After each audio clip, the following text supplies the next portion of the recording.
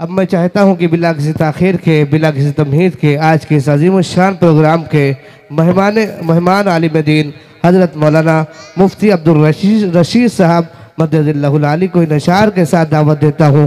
نہ کتابوں سے نہ وعظوں سے نہ زر سے پیدا، نہ کتابوں سے نہ وعظوں سے نہ زر سے پیدا، دین ہوتا ہے بزرگوں کی نظر سے پیدا۔ میرے بھائیوں دوستو، جو لوگ پیچھے بیٹھے ہیں تھوڑی سی زحمت کریں، بہت مختصر سا وقت لیا جائے گا، اس کے بعد انشاءاللہ حضرت والا کی دعا ہو جائے گی۔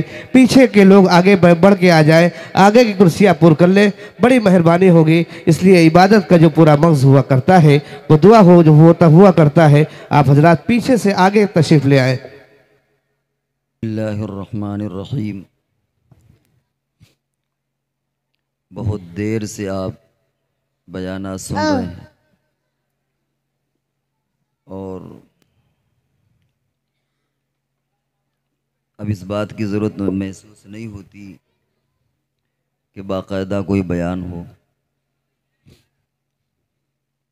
کیونکہ ہمارے دماغ کی بھی ایک صلاحیت، استعداد، قوت ہوتی ہے کہ کب تک وہ باتوں کو اخذ کرے۔ بہت زیادہ بیانات میں اگلا بیان سنیں گے، پچھلا چلا جائے گا، پھر وہ سنیں گے، پھر اس کے بعد والا چلا جائے گا، تو کبھی کبھی بدہضمی بھی ہونے لگتی ہے۔ رات کے 11 بج چکے ہیں۔ کل کا دن بھی آپ کا متاثر نہ ہو، لیکن اب اتنی دور سے ان حضرات نے سفر کرایا، بیٹھال دیا،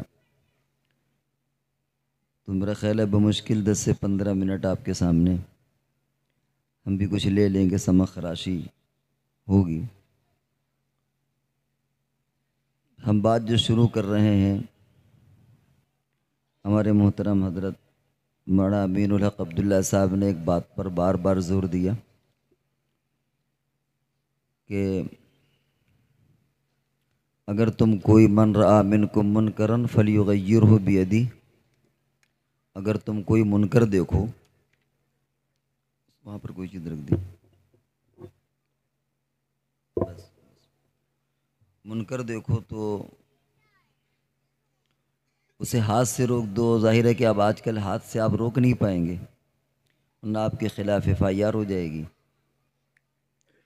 زبان سے روک دو، زبان میں بھی آپ اپنے گھر میں تو روک سکتے ہیں، باہر آپ زبان سے بھی نہیں روک سکتے کہ کسی شادی میں اگر ڈانس ہو رہا ہو، آپ وہاں تبلیغ کرنے پہنچ جائے تو یا تو آپ کی پٹائی ہوگی یا تھانے پہنچا دیا جائے گا کہ بھئی ہماری تقریب ہے، آپ کون ہوتے ہیں روکنے والے؟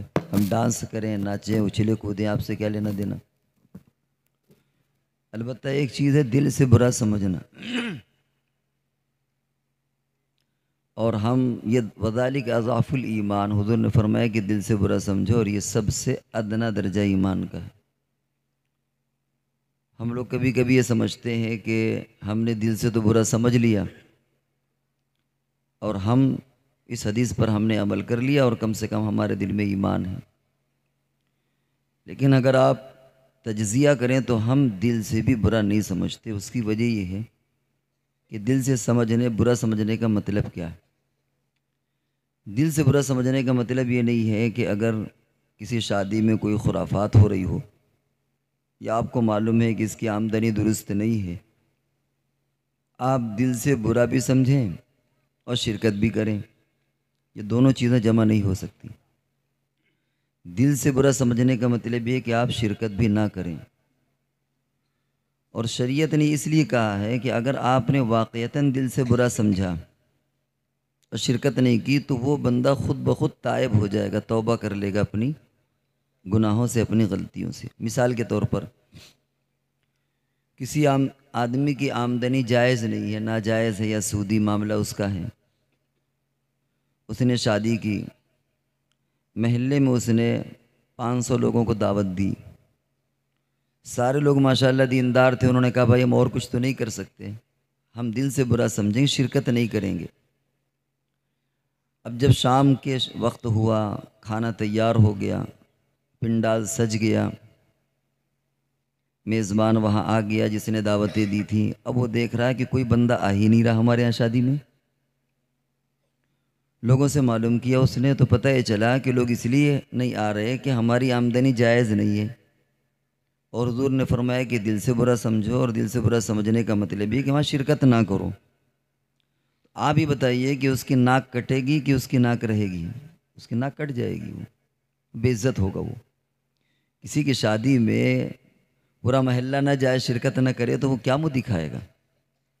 لڑکی کی شادی ہے، بارات آ گئی، لوگ پوچھیں گے صاحب تمہارے مہمان تو ہیں ہی نہیں، محلے والے تو نظر نہیں آ رہے۔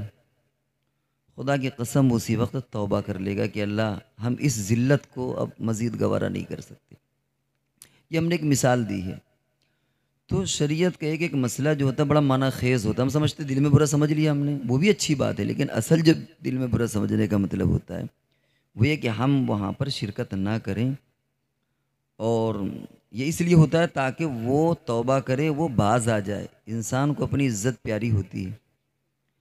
اگر آپ شرکت نہ کریں، اس نے 500 لوگوں کو پوچھا اور فرض کر لیجئے کہ کچھ پہنچ بھی اگر جائیں، 400 لوگ نہ پہنچے تو وہ معاشرے میں شکل نہیں دکھا پائے گا۔ وہ محلے میں جب جائے گا نظروں چھپا کر کے جائے گا، اور آئندہ توبہ کر لے گا کہ اللہ میں اس ناجائز کاروبار کو نہیں کروں گا۔ یہ ہے شریعت کے اندر حکمتیں کہ تم برا سمجھو دل سے۔ یہ مولانا کا ایک متن تھا جس کی ہم نے ہلکی سی اور مزید تشریح کر دی۔ اس وقت جو عنوان ہے وہ سید سالار مسعود غازی علیہ الرحمہ کی یاد میں ایک کانفرنس ہے، اور بزرگوں کی یاد میں کانفرنس ہونا بھی چاہیے، کیونکہ اگر ہمارا رشتہ ناتا بزرگوں سے کٹ جائے گا تو ہم تو کٹی پتنگ ہو جائیں گے، ہمارا کوئی پرسان حال نہیں ہوگا، کہاں ٹھہریں، کہاں رکیں، کہاں۔ اس لیے ان بزرگوں سے اپنے رشتے کو مضبوط کرنا، یہی ہمارا دین ایمان ہے۔ دین ایمان سینہ بسینہ سلسلہ وار چلا ہے، کوئی سلسلہ ہمارا کٹا نہیں ہے۔ ہر زمانے میں بزرگان دین رہے، مسلمان رہے، قرآن منتقل ہوتا رہا، حدیث منتقل ہوتا رہا، اور آج الحمدللہ ہم اس پوزیشن پر ہیں، اور آئندہ جب تک اللہ چاہے گا قیامت تک یہ سلسلہ جاری رہے گا۔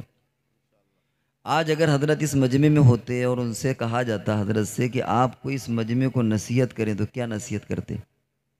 ہم آپ سے پوچھتے ہیں کہ اگر حضرت موجود ہوتے سید سالار مسعود غازی علیہ الرحمہ اس مجمع میں، اور آپ لوگ درخواست کرتے ہیں کہ حضرت ایک نصیحت کر دیجئے، بس ایک نصیحت، تو آج کے دور میں وہ نصیحت کیا کی جاتی؟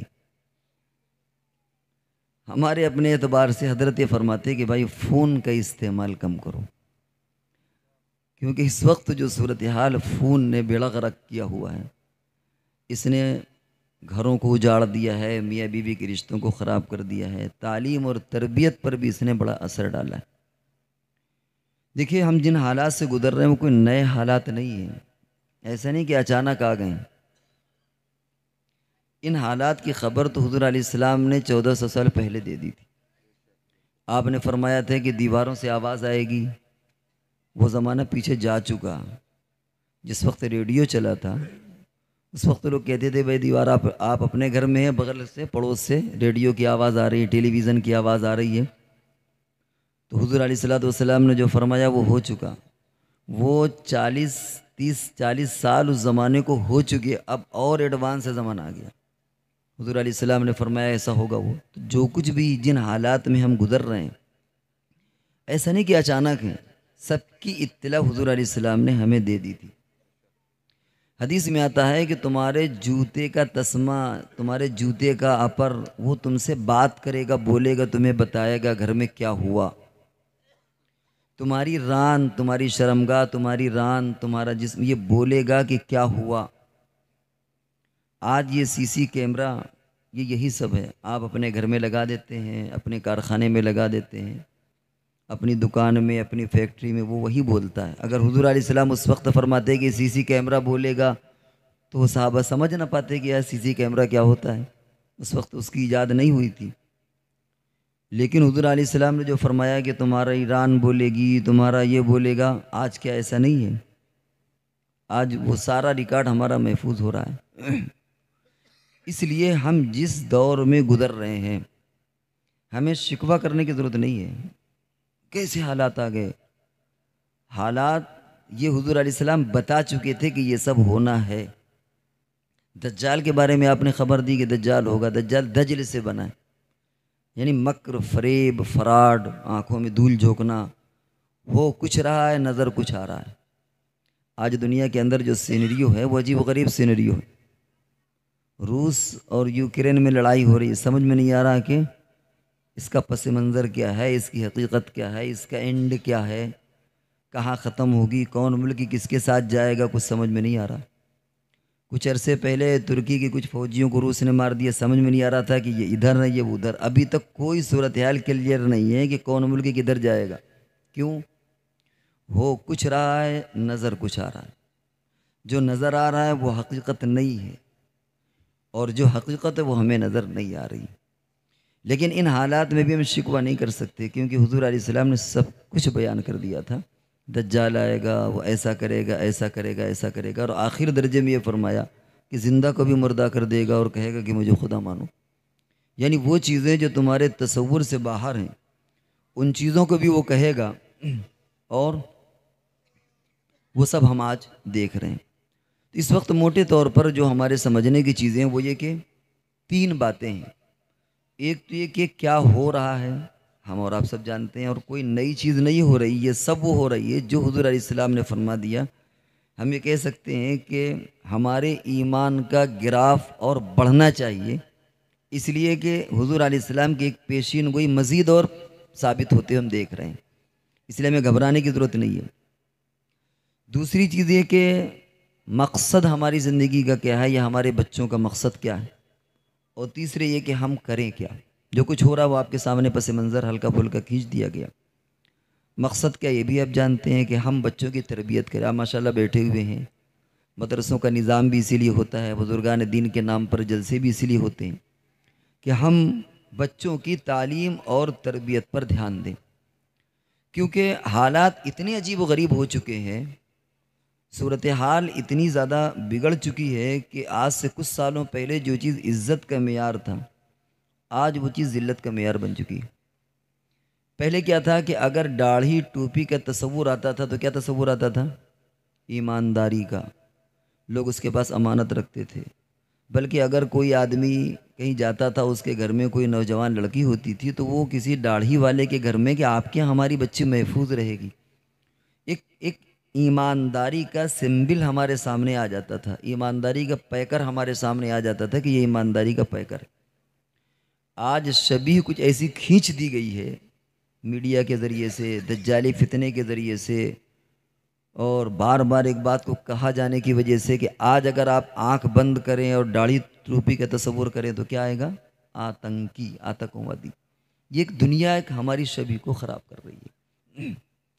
اس لیے ہمیں ذرا سا کچھ زیادہ توجہ کی ضرورت ہے کہ ہم ان حالات میں کس طریقے سے آنکھیں کھولیں۔ اور اسی طریقے سے جو فون کی بات آئی ہے، ہم یہ سمجھتے ہیں کہ فون ہمیں دیکھ رہا ہے، لیکن حقیقت وہ ہم فون کو دیکھ رہے ہیں، لیکن حقیقت یہ کہ اس سے زیادہ فون ہمیں دیکھ رہا ہے۔ ہم نے کون سی سائٹ دیکھی، کہاں پر گئے، کتنی دیر ہم نے دیکھا، کھیلا، ہمارے دماغ کے اعتبار سے یوٹیوب، فیس بک، ٹویٹر، وہ ہمیں ہمارے دماغ کے اعتبار سے ہماری ڈیمانڈ کو پورا کرتے ہیں۔ آپ اگر یوٹیوب کے اندر، فیس بک ہے، انسٹاگرام، آپ اگر قاری باسط کی تقریر سنیں، ان کی قرأت سنیں تو آپ کو وہی دے گا۔ اگر آپ اس میں عریاں تصویریں دیکھیں اس میں وہی وہ چیزیں دے گا۔ جتنا ہم دیکھ رہے ہیں اس سے زیادہ فون ہمیں واچ کر رہا ہے کہ محترم کیا دیکھ رہے ہیں۔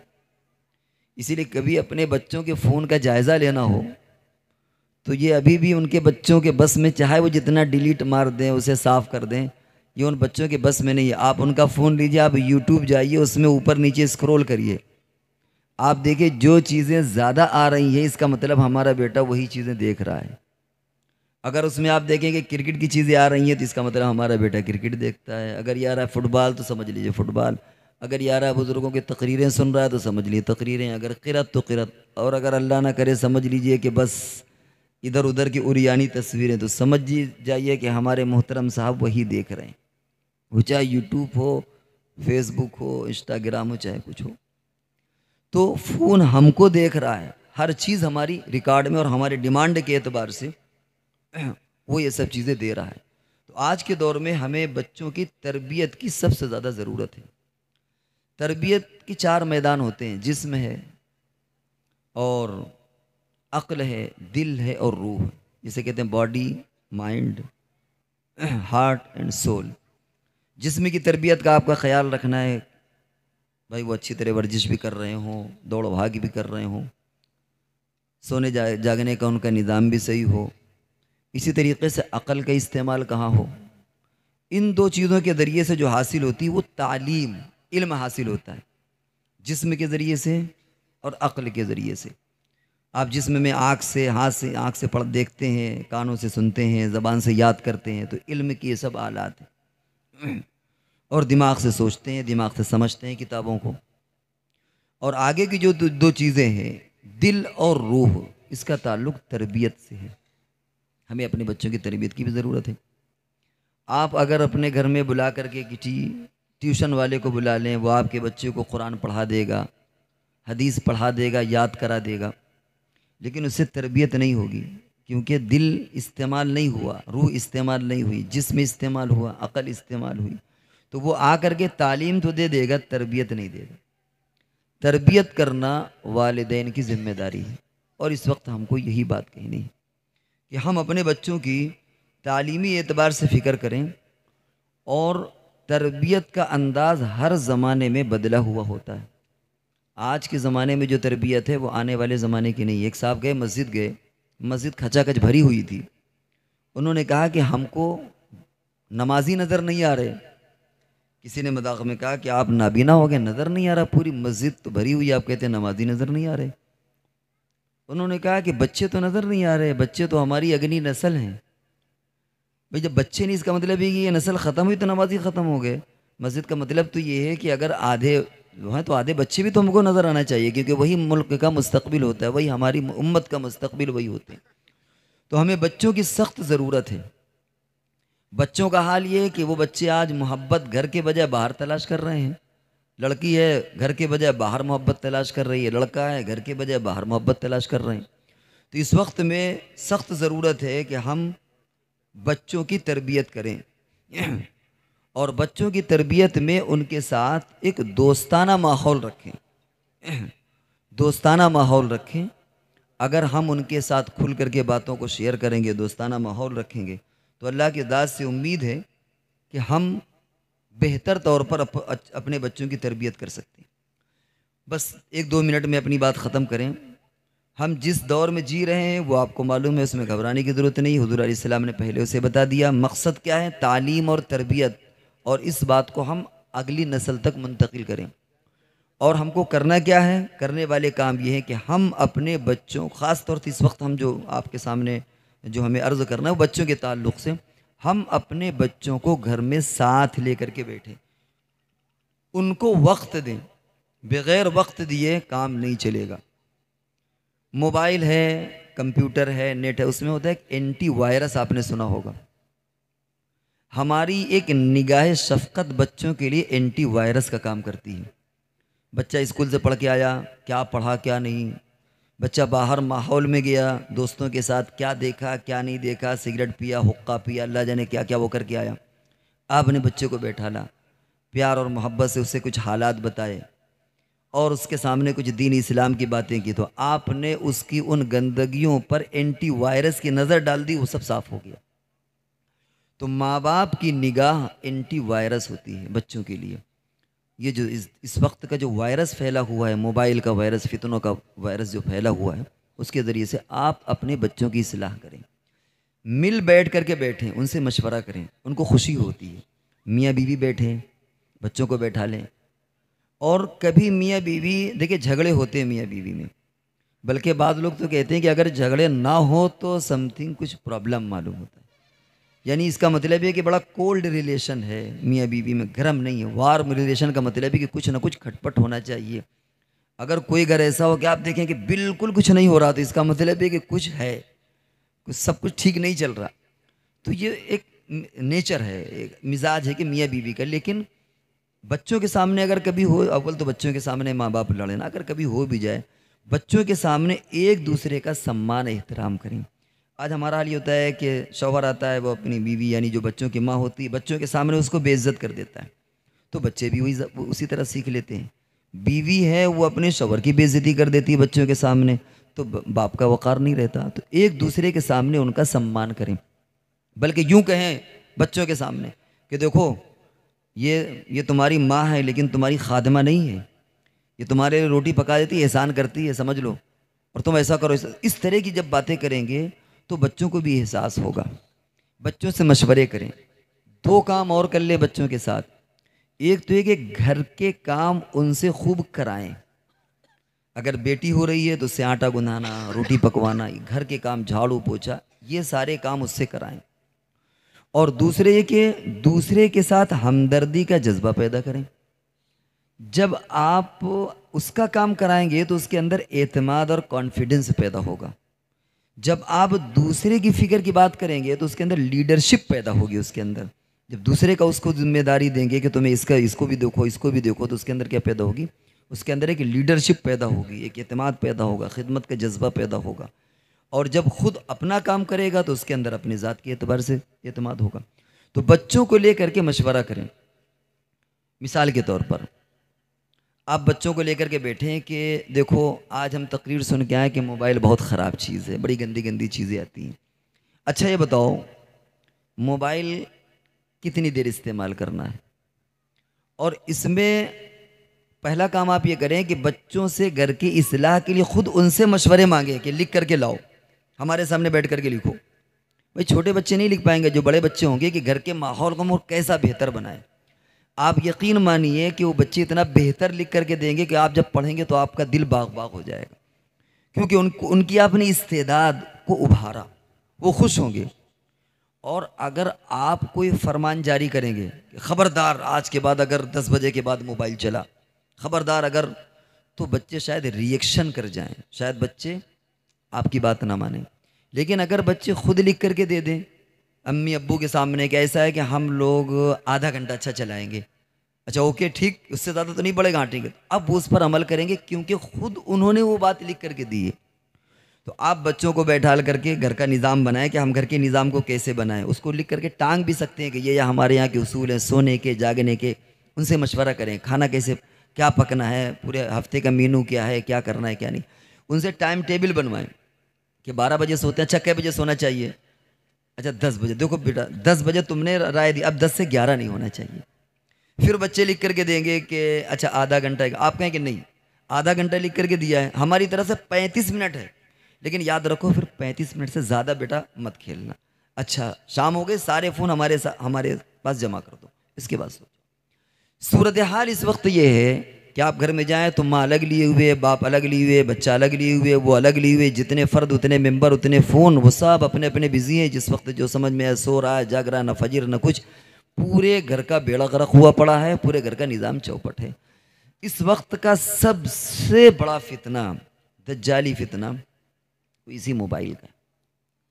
ابھی ہارورڈ ایک بہت بڑی یونیورسٹی ہے, اس میں تقریباً 82 سال کی ریسرچ, پوری دنیا کے جو ٹاپ کے لوگ ہیں جنہوں نے 82 سال کی ریسرچ کی ہے, انہوں نے جو ریسرچ کے بعد یہی جو اپنا ججمنٹ دیا ہے وہ یہ کہ بچوں کو ذمہ داری دینا سکھائیں. اگر بچے کو باصلاحیت بنانا ہے تو بچوں کو ذمہ داری دیں, چھوٹے سے ان کو سکھانا شروع کریں.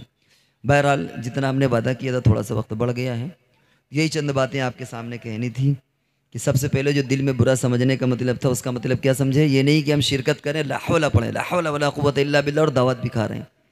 دل سے برا سمجھنے کا مطلب یہ ہے کہ آپ دعوت کا بائیکاٹ کریں. آپ اگر دعوت نہیں کھائیں گے تو آپ کے خلاف FIR نہیں ہو جائے گی, آپ کو کوئی لاٹھی ڈنڈے نہیں چلائے گا. ہم نہیں آئیں گے آپ کے یہاں کیونکہ آپ کے یہاں سودی کاروبار ہے.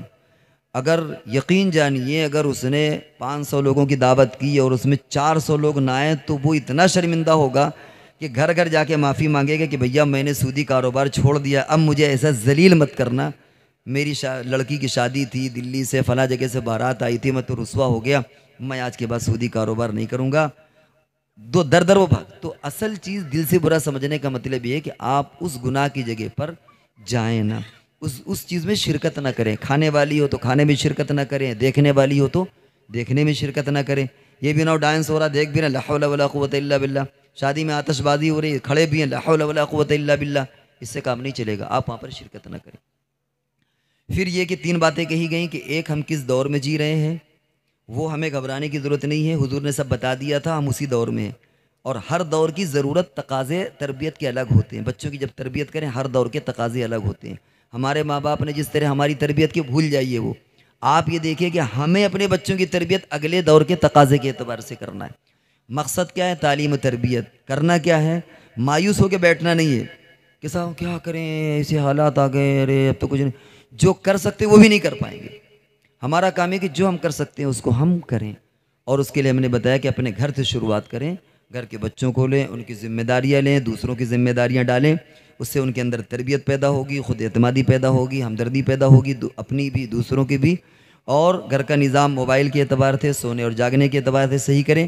اتنا کام بھی اگر ہم انشاءاللہ کر لیں گے تو یہ جو جلسے جو ہوتے ہیں ان کے مقاصد آپ کو حاصل ہو جائیں گے۔ اللہ تبارک و تعالی ہم سب کو عمل کی توفیق عطا فرمائے۔ وآخر دعوانا ان الحمدللہ رب العالمین۔ مختصر دعا فرما دیجیے۔ الحمدللہ رب العالمین، اللہم صلی علی سیدنا محمد وعلی آل سیدنا محمد وبارک وسلم۔ ربنا ظلمنا انفسنا وإن لم تغفر لنا وترحمنا لنكونن من الخاسرین۔ ربنا آتنا فی الدنیا حسنہ وفی الآخرۃ حسنۃ وقنا عذاب النار۔ یا اللہ، ہم سر سے پیر تک گناہوں سے ڈوبے ہوئے ہیں۔ یا اللہ، ہم سب کے گناہوں کو معاف فرما، خطاؤں کو معاف فرما۔ یا اللہ، وہ گناہ جو ہم نے دن میں کیے، رات میں کیے، خلوت میں کیے، جلوت میں کیے، اے اللہ آپ ان کو جانتے ہیں۔ یا اللہ، ہم سب ہمارے گناہوں کو معاف فرما۔ اے اللہ، ہم اتنے بڑے پاپی اور مجرم ہیں کہ اگر ہم نے کوئی گناہ نہیں کیا تو اس لیے کہ اس گناہ کے کرنے کا ہمیں موقع نہیں ملا۔ یا اللہ، ہمارے گناہوں کو معاف فرما۔ یا اللہ، ہم نے جن نگاہوں سے خانہ کعبہ کو دیکھا، ان سے نامحرموں کو دیکھا، جن نگاہوں سے ہم قرآن پاک کو پڑھتے ہیں، دیکھتے ہیں، ان سے ہم نامحرموں کو دیکھتے ہیں، جس کان سے ہم قرآن کی تلاوت سنتے ہیں، اس میں میوزک اور گانے سنتے ہیں، یا اللہ ہماری گستاخی کو معاف فرما۔ یا اللہ، عالم اسلام کے مسلمانوں کی حفاظت فرما، جو بیمار ان کو شفا عطا فرما، جو مقروض ان کو قرض کی ادائیگی کے لیے غیب سے اسباب پیدا فرما۔ یا اللہ، پوری امت میں جو نوجوان لڑکے اور لڑکیاں بن بیاہی ہیں، یا اللہ انہیں نیک اور صالح ان کو رشتے عطا فرما۔ یا اللہ، جو بھی اولاد ہیں انہیں کو نیک اور صالح اولاد عطا فرما۔ جو اولاد والے ہیں اے مالک، ان کی اولادوں کو نیک اور صالح بنا۔ یا اللہ، پورے عالم کے اندر امن و امان قائم فرما، انصاف قائم فرما۔ یا اللہ، خاص طور سے اس علاقے کو یا اللہ آپ قبول فرما لیجیے۔ یا اللہ، اس مدرسے کو ترقیات سے نواز دیجیے۔ یا اللہ، اس مدرسے میں جو بھی جس نیت سے بھی یا اللہ محبت کرتے ہیں، دامے درمے سخنے رائے کے اعتبار سے، حسن زن کے اعتبار سے، یا اللہ ان سب کو بہتر سے بہتر اجر عطا فرما۔ یا اللہ، ہم سب کو حضور علیہ الصلوۃ والسلام کی سفارش نصیب فرما۔ یا اللہ، آپ علیہ الصلوۃ والسلام کی سفارش نصیب فرما۔ یا اللہ، ہم سب کی طرف سے حضور علیہ الصلوۃ والسلام کو صلوۃ والسلام کا نذرانہ یا اللہ آپ کو ہم سب کی طرف سے نام بنام پہنچا دیجیے۔ جتنے اس درخت، جتنے آدم علیہ الصلوۃ والسلام سے لے کر دنیا میں درخت پیدا ہوئے، جتنی پتیاں ہیں، جتنے ریت کے ذرات ہیں، جتنے سمندر کے قطرے ہیں، یا اللہ جتنے آسمان کے تارے ہیں، اور جتنی آپ بے حد و حساب ہم سب کی طرف سے نام بنام ہمارے آقا و مولا سیدنا محمد رسول اللہ صلی اللہ علیہ وسلم کو صلاۃ والسلام کا نذرانہ یا اللہ انہیں بھیج دیجیے۔ یا اللہ، اور یہ کہ آپ کی امت آپ کی یاد میں اور حالات کے اعتبار سے پریشان ہے، یا اللہ ہم سب کی اس پریشانی اور سب کو ان مصیبتوں کی دلدل سے نکال لیجیے۔ یا اللہ، ہم سب کے ساتھ خیر کا معاملہ فرما، خیر پر، ایمان پر ہم سب کا خاتمہ فرما۔ ہم سب کی دعاؤں کو محض اپنے فضل و کرم اور سیدنا محمد رسول اللہ صلی اللہ علیہ وسلم کے صدقے طفیل میں قبول فرما۔ وصلی اللہ تعالی علی خیر خلق محمد و آلہ و صحبہ اجمعین برحمتک یا ارحم الراحمین۔